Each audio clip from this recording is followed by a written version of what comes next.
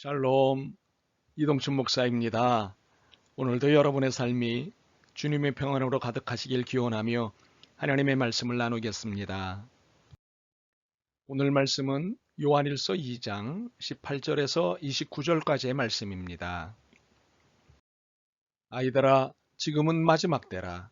적그리스도가 오리라는 말을 너희가 들은 것과 같이 지금도 많은 적그리스도가 일어났으니 그러므로 우리가 마지막 때인 줄 아노라.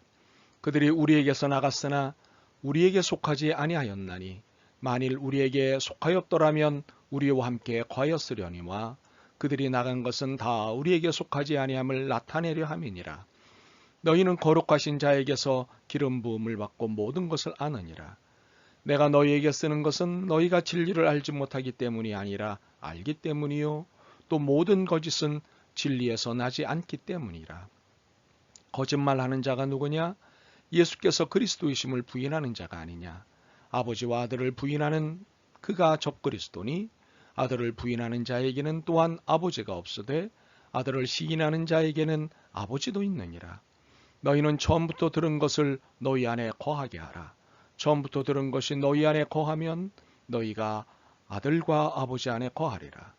그가 우리에게 약속하신 것은 이것이니 곧 영원한 생명이니라. 너희를 미혹하는 자들에 관하여 내가 이것을 너희에게 썼노라.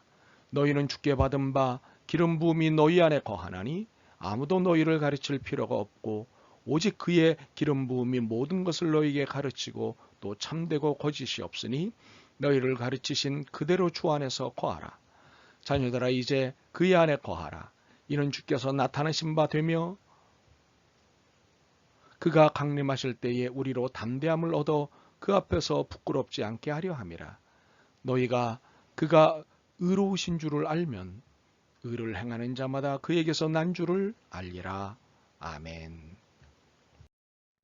요한일서 2장 18절에서 29절 말씀을 본문으로 예수는 그리스도라는 제목의 말씀을 나누겠습니다. 우리의 신앙 고백은 단순하지만 원초적입니다. 예수는 그리스도다. 이 얼마나 단순합니까? 군더더기가 없는 고백 아닙니까? 그리고 얼마나 원초적입니까? 인간의 근본적인 고백이기 때문입니다. 그러나 이 단순하고도 원초적인 고백은 우리에게는 당연하고 쉽지만 신앙에 들어오기 이전 사람들에게는 황당한 고백이자 종교적 고백에 불과합니다. 사실 우리도 잊어서 그렇지 이런 경험하지 않았습니까? 예수를 그리스도로 고백한다는 것은 몇 가지를 이해하고 인정하고 받아들여야 합니다. 그런데 이 몇 가지가 쉽게 이해될 수 있는 것들이 아닙니다. 기본적으로 영원자, 창조자, 보존자, 구속자, 인도자, 심판자이신 하나님을 삼위일체로 이해해야 하기 때문입니다. 그리고 이를 인정하고 받아들여야 합니다. 이 모든 것이 정리되지 않는 한 신앙의 세계로 들어올 수 없습니다. 그러므로 그들에게 이 고백은 종교적 신념에 불과한 것입니다. 바로 이것을 우리는 안타깝고 그래서 전도할 수밖에 없는 것입니다. 오늘 본문을 대하는 우리의 태도는 예수는 그리스도라는 신앙 고백을 하지 않는 이들의 태도를 부정적으로 보고자 함이 아닙니다. 이들을 비신앙 고백자 혹은 탈신앙 고백자로 살게 하는 많은 적그리스도들의 특징적 태도를 파악하고자 함입니다. 또한 신앙 고백을 하는 우리를 신앙 이탈자로 만들고자 하는 그들의 작업 방식을 파악하고자 함입니다. 사도 요한은 우리에게 우선 두 가지 사실을 확인시킵니다. 하나는 종말이라는 시간 이해이고 다른 하나는 적그리스도의 출현이라는 상황 이해입니다.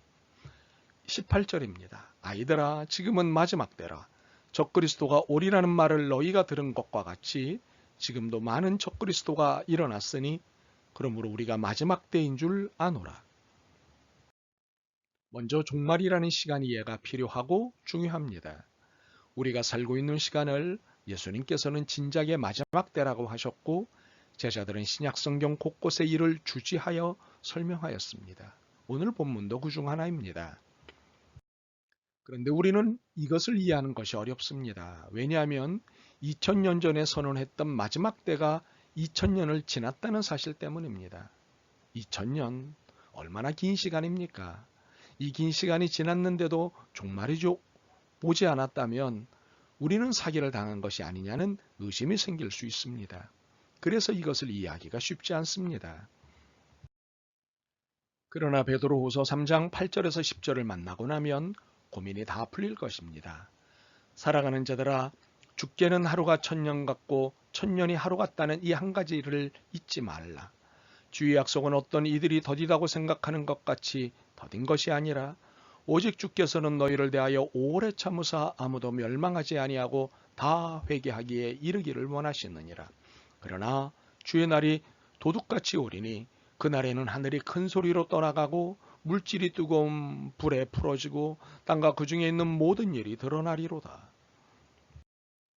그렇습니다. 하나님의 숫자와 시간은 우리의 숫자와 시간 이해와는 다르십니다. 이는 다른 것들에 대한 이해에서도 마찬가지입니다. 그럴 수밖에 없는 것이 하나님은 무한하시고 우리는 유한하기 때문입니다. 하나님은 하늘에 계시고 우리는 땅에 있기 때문입니다.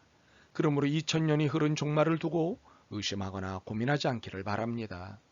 그러므로 우리의 현재 시간은 종말입니다. 그러므로 우리의 태도는 이 종말에 맞춰 살아야 합니다. 이것이 우리의 신앙을 더 유의미하게 만듭니다.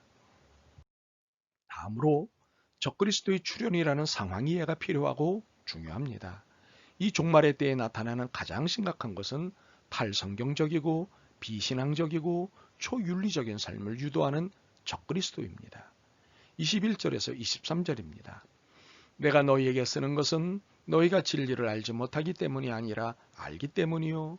또 모든 거짓은 진리에서 나지 않기 때문이라. 거짓말하는 자가 누구냐? 예수께서 그리스도이심을 부인하는 자가 아니냐? 아버지와 아들을 부인하는 그가 적그리스도니 아들을 부인하는 자에게는 또한 아버지가 없으되 아들을 시인하는 자에게는 아버지도 있느니라. 우리가 가장 궁금해하는 것은 적그리스도가 누구냐입니다. 그동안 우리는 적그리스도로 지목된 이들을 많이 봐왔습니다. 교황, 마르크스, 니체, 히틀러, 김일성 등등, 심지어는 바코드도, 최근에는 빌 게이츠도 적그리스도로 지목되었습니다. 그러나 적그리스도는 사람이 아니라 행위자입니다. 좀 더 신중하게 말하면 행위입니다. 왜냐하면 사람으로 따지면 이 땅에 적그리스도가 아닌 사람은 없기 때문입니다. 무슨 말인지 혼란스러울 것입니다. 22절을 다시 보겠습니다. 거짓말하는 자가 누구냐? 예수께서 그리스도이심을 부인하는 자가 아니냐? 아버지와 아들을 부인하는 그가 적그리스도니. 사도 요한은 적그리스도에 대한 정의를 하나님 아버지와 아들 그리스도를 부인하는 자로 내립니다. 그렇다면 마르크스, 니체, 히틀러, 김일성 등과 같은 사람만 아버지와 아들을 부인한 것은 아니지 않습니까? 혹시 좀 더 이들이 한 이야기로 돌아가면 우리가 오해한 것이 있을 수도 있을 텐데, 그렇다면 우리는 큰 실수를 한 것입니다. 그렇다면 우리의 적그리스도에 대한 정의가 22절을 통해 바르게 잡혀야 합니다.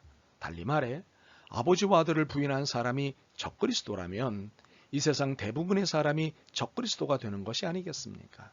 하지만 회개했다면 적그리스도의 굴레에서 벗어난 것 아니겠습니까? 그렇다면 적그리스도로 낙인하는 것을 사람으로 해야 할지 행위로 해야 할지를 정리해야 합니다. 자, 어떻게 봐야 할까요? 그렇습니다. 행위로 보는 것이 우리의 오류를 줄이는 것입니다. 그래서 그가 적그리스도다가 아니라 그의 행위가 적그리스도다, 혹은 그의 행위가 적그리스도적이다 라고 해야 합니다. 물론 적그리스도에 대한 최종 판결은 주님이 하실 것입니다. 우리는 사는 동안 적그리스도적 행위에 유념하고 그런 행위를 하는 이들을 경계하며 사는 것입니다. 이것이 신앙을 지키는 일입니다. 그렇게 이제부터는 누가 적그리스도다라고 함부로 이야기하는 것을 삼가야 할 것입니다. 단지 그는 적그리스도적 행위를 하고 있다고 말하는 것으로 정리해야 할 것입니다. 그러나 적그리스도적 행위가 일으키는 거짓된 폭동에 대해 긴장하며 살아야 합니다. 다시 말해서 적그리스도적 행위자들이 신앙인인 우리를 미혹하려는 것에 대해 알고 긴장해야 한다는 것입니다. 그것은 22절, 25절, 그리고 29절의 내용입니다. 하나씩 볼까요? 22절. 거짓말하는 자가 누구냐? 예수께서 그리스도이심을 부인하는 자가 아니냐? 아버지와 아들을 부인하는 그가 적그리스도니. 25절입니다. 그가 우리에게 약속하신 것은 이것이니 곧 영원한 생명이니라. 29절입니다. 너희가 그가 의로우신 줄을 알면 의를 행하는 자마다 그에게서 난 줄을 알리라. 정리해 볼까요? 적그리스도 행위자들은 예수가 그리스도이심을 부인하거나 의심하게 합니다. 적그리스도적 행위자들은 하나님이 아버지이시고 그리스도가 아들이심을 부인하거나 의심하게 합니다. 적그리스도적 행위자들은 영원한 생명이 있음을 부인하거나 의심하게 합니다. 적그리스도적 행위자들은 하나님의 의를 부인하거나 의심하게 합니다. 적그리스도적 행위자들은 이신칭의 혹은 이신득의를 부인하게 하거나 의심하게 만듭니다. 적그리스도 혹은 적그리스도적 행위자들은 우리가 이것들을 부인하게 만드는 것입니다. 안 되면 의심이라도 하게 하는 것입니다. 이런 목표를 갖고 있기 때문에 거짓말의 특징인 가문이설과 화려한 수사가 사용됩니다. 그래서 이 논변이 결코 거짓일 리 없다고 믿게 만듭니다. 그러나 사기라는 것이 얼마나 화려해 보입니까? 얼마나 선량해 보입니까? 그러므로 우리는 점점 더 교묘해지는 거짓말 잔치에 빨려 들어가지 않도록 말씀을 더 꽉 붙잡아야 합니다. 사도 요한은 이를 다음과 같이 표현했습니다. 27절입니다. 너희는 주께 받은 바 기름 부음이 너희 안에 거하나니 아무도 너희를 가르칠 필요가 없고 오직 그의 기름 부음이 모든 것을 너희에게 가르치며 또 참되고 거짓이 없으니 너희를 가르치신 그대로 주 안에서 거하라. 성경 말씀 그대로 믿고 따르면 됩니다. 주께서 부어주시는 기름 부음, 성령님의 은총 가운데 부어주시는 기름 부음, 삼위일체 하나님이신 성령님의 기름 부음, 바로 그 기름 부음을 통해 성령 충만한 가운데 하나님의 말씀을 그대로 믿고 따르면 되는 것입니다. 또한 더 치열하게 서로 사랑해야 합니다. 사도 요한이 28절에서 표현한 그의 안에 거하라는 것은 그가 사신 것처럼 사랑하며 살라입니다. 자녀들아 이제 그의 안에 거하라. 이는 주께서 나타내신 바 되며 그가 강림하실 때에 우리로 담대함을 얻어 그 앞에서 부끄럽지 않게 하려 함이라. 언젠가 우리의 시대가 종말을 맞든 내 개인이 종말을 맞든 종말은 올 것이고 주님 앞에 서게 될 것입니다. 그때 그분께 부끄럽지 않았으면 좋겠습니다. 예수님은 그리스도이십니다. 아멘. 더욱 신앙을 혼란하게 만드는 시대를 살고 있음을 아시는 주님, 저희들의 믿음이 그리고 신앙 고백이 흔들리지 않게 도와주옵소서. 사방이 적그리스도적입니다. 영혼의 눈과 마음을 밝혀주셔서 주님의 뜻과 길을 보고 가게 하옵소서. 종말의 날에 주님께 인정받을 수 있게 살고 싶습니다. 도와주옵소서. 예수 그리스도의 이름으로 기도드립니다. 아멘. 오늘도 여러분의 믿음과 삶을 응원합니다. 사랑합니다.